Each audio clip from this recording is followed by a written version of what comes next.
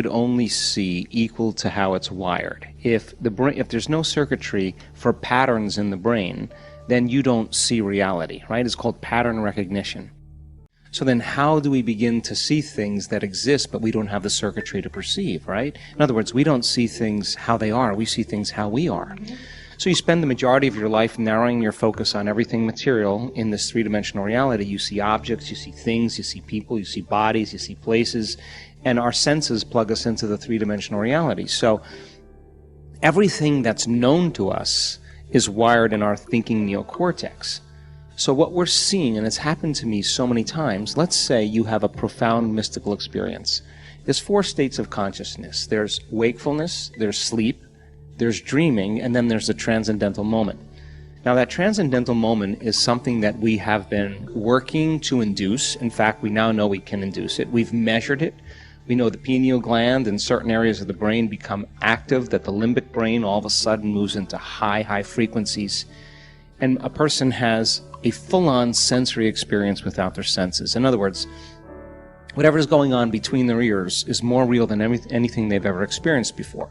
So if your senses are heightened, right now, if everything you were seeing, hearing, smelling, tasting, feeling, if your senses were heightened, your awareness of everything around you would be heightened as well. Well, awareness is consciousness, and you can't have consciousness without energy. So in a sense then, if a person has a transcendental experience and they start interacting with beings that are not physical, if they have that really profound experience, that experience is going to be logged in their brain because experience enriches their brain, yes? The end product of an experience is an emotion, but you wouldn't feel fear from these beings. You would feel a kind of a love or a grace or a presence or an acceptance. And so then you wouldn't be intimidated or afraid of them. You wouldn't throw them into the box of some dogma or superstition. It's a profound moment where you're feeling such profound and intense love that you're leaning in and paying attention to the pictures in your mind. And in a sense, the stronger the emotion you feel from that inner event, the amount of gratitude or love or joy that you feel, the more you pay attention to the pictures in your mind. Now you're branding and embossing new circuitry in the brain. Now what's the significance of that? Well, when you come back to your senses, now you can perceive a broader spectrum of reality because you're going to begin to see things that have always existed, but you didn't have the circuitry to perceive them. So then, as we activate the pineal gland, it acts like a radio receiver, and those tiny little crystals, as we talked about in our last interview, begin to shimmer. And if a student or a person can begin to tune into energy and frequency, to know how to suppress the mechanism of the neocortex, the memory bank of the known self, to slow their brain waves down into theta, in that state where the body's asleep and the mind is awake, and you can tune into frequencies and activate that system, that little pineal gland is going to hook into a frequency that's carrying information, and it's known as a transducer, which means it's like a radio antenna or a TV antenna. It's going to translate that frequency into profound imagery. That imagery then is not going to be anything that's known to you. It's going to be something that's outside the scale of known. So when a person comes back to their senses, they're going to perceive a broader spectrum of reality. So I guess about 5 or 6 years ago, I started sensing these presences in the room during our week-long events.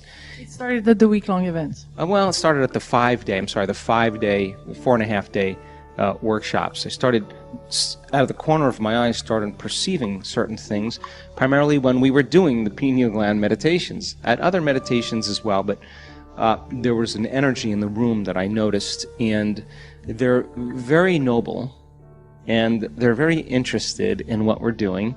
Observing? Many times in the beginning, they observe. They are along the walls, and they're not small. They're very, very tall. Most of them probably 3 meters, maybe more tall. I mean, they're beautiful and big, and they have this grace about them and this presence, and they're very interested. They observe. And when I started seeing them and perceiving them, I never really asked who they were. I just observed. And for me, when we do the pineal gland meditations, I'm up at 3 in the morning or 2:30 in the morning, and we're going, and everybody's sitting up and laying down, and I'm awake the entire time, and I'm working with the audience, and I start doing the meditations with my eyes closed while I'm doing it, and a lot of times I open my eyes and I'm in theta. The door between the conscious mind and the subconscious mind is wide open, and in a sense, I'm dreaming with my eyes open, and all of a sudden I start perceiving things. Well, when that started happening, people started reporting things back to me, and sometimes it was kind of cool because we started getting stories of 2 different people in a room of 1,000 people saying, I saw this incredible thing, and the other person saw the exact same thing. And I saw something very similar. I never said it, but all of a sudden you're starting to get a collective noticing something happening. Well, I was getting ready for the day at one of our events, and as I was waking up and moving around and I was between worlds, they started talking to me. And they said to me, we can only lower our frequency to a certain point. We can't lower our frequency anymore, our energy anymore, because we would change our consciousness, and we love ourselves too much to do that. But if you can raise the frequency of the audience to a higher frequency, we'll meet in that place where that energy intersects. And so there's an invitation or a door for them to move through or to exist as. And there would be like an older sister, an older brother that totally loves you and sees that you're really making an effort, you're making great strides, and they're just a little bit higher on the spiral, you know?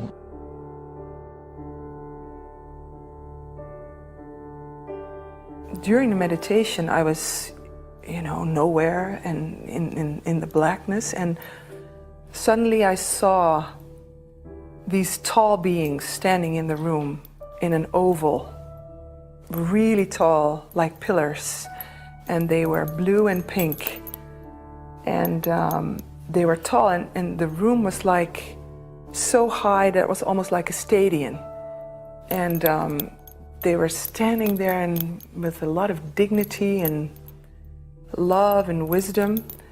And they were talking to me, or one of them was talking to me, not really talking, but I could hear it. And said to me, you are a leader, and you have to stop asking, you have to be. And I realized that if I ask, at that moment, if I ask, I need to get something. But if I am, then I am. And that was before the teaching he gave today on that. So I realized that, and I saw myself standing with young people and with a lot of people coming to my door. And they said, times are hard and we need leaders. And so I felt really a lot of love and a lot of energy.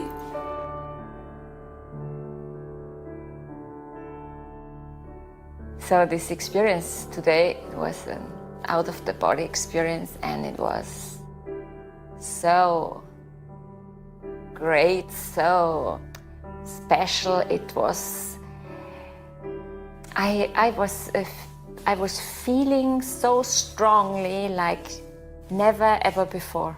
It was so real, but at the same time it was so, wow, what happened to me? I let it go. So it's really hard to say in words what I experienced, but I would like to express it in feelings. It was just like coming home. It was like going out of the body, but at the same time staying connected. So I never lost my real body, but I was somewhere else because I could look on it and I could. But I was still connected. It was not totally gone. So, but it was like flying. I had it once 3 years ago, So, and at that time, I always wished to have it, to get back to that point and maybe to experience it even stronger. But in these 3 years, it never happened to me. But today, yeah, breakthrough. So I just can say to everybody, go for it. Don't give up on the breath, because it took a while, but once you have it, then it's like, oh my God, it's insane. It's a real orgasm from the head, you know?